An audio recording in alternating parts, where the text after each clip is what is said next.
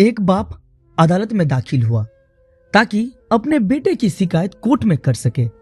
जज साहब ने पूछा, आपको अपने बेटे से क्या शिकायत है? बूढ़े बाप ने कहा कि मैं अपने बेटे से उसकी हैसियत के हिसाब से हर महीने का खर्च मांगना चाहता हूँ। जज साहब ने कहा, वो तो आपका हक है, इसमें सुनवाई की क्या जरूरत? आपके बेटे को हर महीने खर्च देना चाहिए।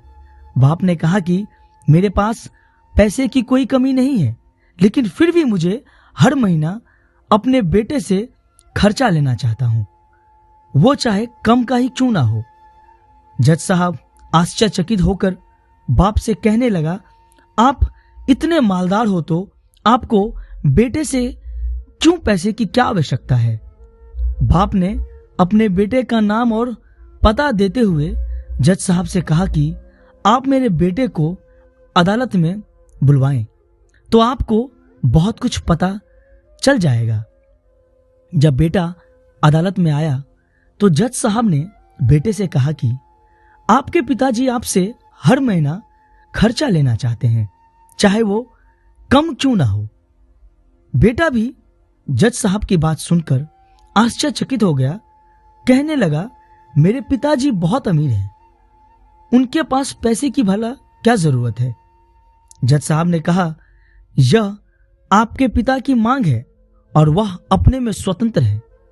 पिता ने जज साहब से कहा कि आप मेरे बेटे से कहिए कि वह मुझे हर महीना 100 रुपये देगा, और वो भी अपने हाथों से, और उस पैसे में बिल्कुल भी देरी ना करेगा। फिर जज साहब ने बूढ़े आदमी के बेटे से कहा कि तुम हर महीने 100 रुपये बिना देरी के उनके हाथों में दोगे, ये आपको अदालत हुक्म देती है।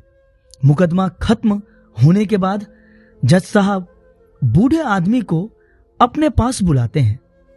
उन्होंने बूढ़े आदमी से पूछा कि अगर आप बुरा ना माने तो मैं आपसे एक बात पूछूं, आपने बेटे के खिलाफ यह केस क्यों किया?